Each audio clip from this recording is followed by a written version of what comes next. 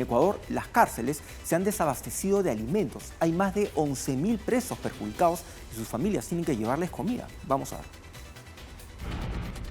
Esta mañana llegaron donaciones de los familiares a la cárcel de Cotopaxi. Es la única forma de alimentar a los presos por ahora. Las personas cargan los bultos hasta las garitas donde se revisan las fundas y costales para evitar el paso de objetos prohibidos. La cárcel de Cotopaxi es parte de la zona 1 con 11.440 detenidos que incluye a Esmeraldas, Santo Domingo, Carchi, Imbabura, Pichincha, Cotopaxi y Sucumbíos y que desde el miércoles está sin servicio de alimentación.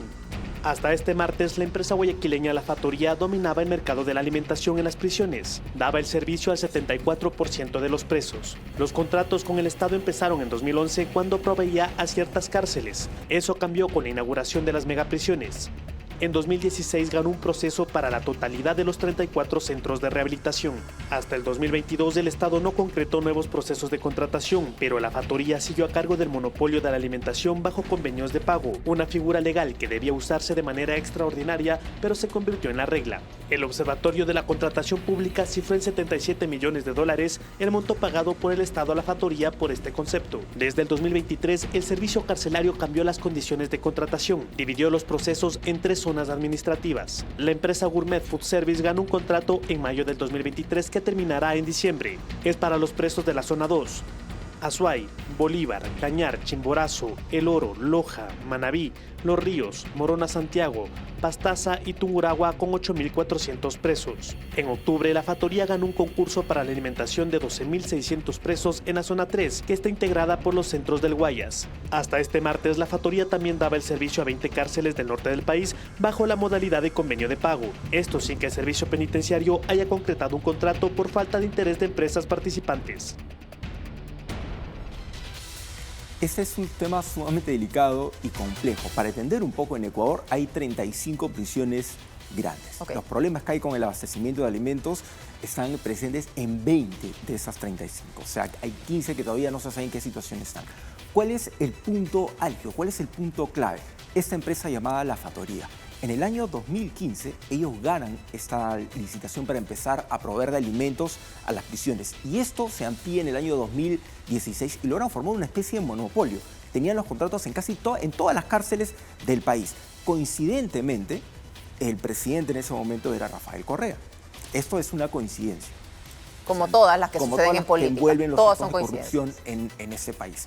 Pero ¿qué es lo que pasa con esta empresa? Se adjudicaron más de $170 millones, pero empezaron, por decirlo de una manera coloquial, a meterle cabeza a sus proveedores. No pagaban sus deudas con los proveedores. Tenían una serie de irregularidades dentro de los contratos y finalmente Daniel Noboa, el presidente actual en Ecuador, ha anunciado que ya no van a tener más contratos con empresas vinculadas a diferentes tipos de actos de corrupción. Lo que está haciendo esta empresa es acusar al gobierno de no quererles pagar. O sea, pese a que se han adjudicado más de $170 millones, ellos dicen, bueno, ¿saben qué? No le vamos a dar alimentos porque tenemos nosotros también problemas. Dicho sea de paso, no solamente son las prisiones grandes, sino también tienen contratos, concesiones, o las tenían, con alimentación en esos centros juveniles. Entonces, ahí tipo Maranguita. Así es. Ahí es donde empiezan a tejerse todo el problema que hay en ese momento. Hay que tener en cuenta que hasta hace unos meses las prisiones en Ecuador habían sido escenario de violentos enfrentamientos, de motines dentro de las prisiones que han dejado decenas de muertos en las cárceles. Actos terribles en las cárceles, decapitaciones, reclusos que fueron desmembrados vivos, quemados vivos, por enfrentamientos de organizaciones criminales para controlar las prisiones. ¿Por qué? Porque las prisiones se han convertido en sus especies de cuarteles donde tienen armamento, controlan a la policía, quién entra, quién sale, algo así como lo de las cárceles en Venezuela, por ejemplo. Entonces, es un tema sumamente complejo y muy duro porque es una especie de bomba de tiempo que en cualquier momento podría detonar. No solamente tienes a las personas privadas de su libertad, sino que están recibiendo comida. Y esto, lógicamente, en algún momento puede generar motines, actos de violencia terribles, ¿no?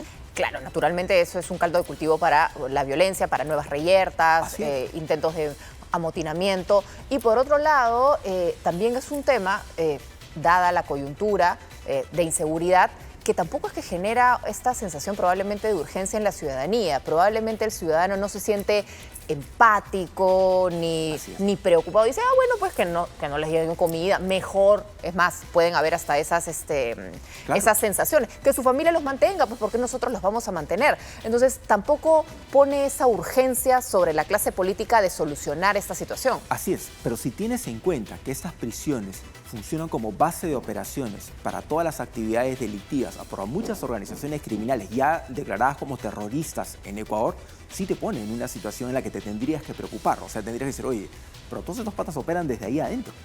O sea, si no les empieza a ingresar alimento o están en esa situación, las extorsiones, los secuestros, todo lo que se vive en las calles, que se dirige desde dentro de las prisiones, va a aumentar. Claro, va a empezar la violencia mucho más fuerte hacia afuera. Y el contexto complicado, ¿no? Porque, claro, también el presidente Noboa tiene estas políticas de sí o no. Es como bastante drástico en sus medidas. Se necesita la mano dura, claro, pero el problema es que tampoco tenía un plan B.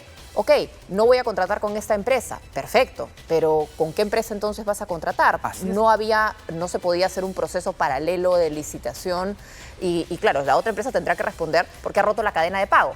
O sea, ha cobrado la empresa y no necesariamente le ha pagado a los proveedores. Así es, ahí es donde empiezan a verse los problemas, porque lamentablemente, como estamos viendo en Ecuador, se van desarrollando diferentes procesos por actos de corrupción en diferentes instancias del gobierno, diferentes sectores, gobiernos anteriores, obviamente, y empiezan a encontrarse con que cada vez, o sea, donde ven, hay actos de corrupción, uno más terrible que el otro, y ahí es donde surgen los problemas. O sea, de hecho, tienen problemas con México, o sea, este impasse diplomático con México, surge también por la protección a un personaje vinculado a actos de corrupción, que es el ex vicepresidente Jorge Glass. Entonces, hay toda una cadena que te das cuenta que te empieza a poner las cosas más complicadas en diferentes aspectos, ¿no? Y con problemas que evidencian también tu falta de capacidad de gestión. Así es. Que sucedió aquí con este tema de Jaliwarma. Cancelaron, los proveedores no cumplieron, te contestan. Y dice, entonces por eso son como más de 100.000 niños los que no reciben desayuno. Ya, pero ¿cuál era tu plan B? Perfecto. O sea, ¿cómo resuelves? ¿Cómo resuelves? ¿Cuál es tu solución? No, que les estamos dando unas bolsas de víveres, no sé qué, pero no, el desayuno. O sea, otro proveedor no te puede facilitar mientras tú solucionas tu problema administrativo con el proveedor que no te cumplió, con el que le quitaste el contrato. Así es. Y ahí evidencias todas estas falencias, porque políticamente suenas a yo tengo mano dura, acá no va más. Pero, ¿qué estás haciendo mientras? Así es, y paradójicamente, esta política de mano dura que vamos a empezar a salir, o sea, los militares están en ese momento en las calles en Ecuador apoyando a la policía en la lucha contra la delincuencia. Capturan delincuentes, hay redadas, etc. ¿Pero a dónde los llevas? Los llevas a estas prisiones tomadas por delincuentes. Claro. O sea, recordarás hace poco, a inicios de año, la fuga de esos delincuentes que los fueron a trasladar. No estaban ahí en su prisión, estaban en otro lado. Entonces, y no se sabe nada de eso, ¿no? No, quedó ahí. O sea, ¿y quién fue? Bueno, no sabemos, creo que fue el anterior. Eran al final 3 que eran los que se encargaban de custodiar, o sea, no los altos directivos de las prisiones, sino las 3 personas más inocentes que podía haber, ellos eran los culpables, ¿no? Pero bueno.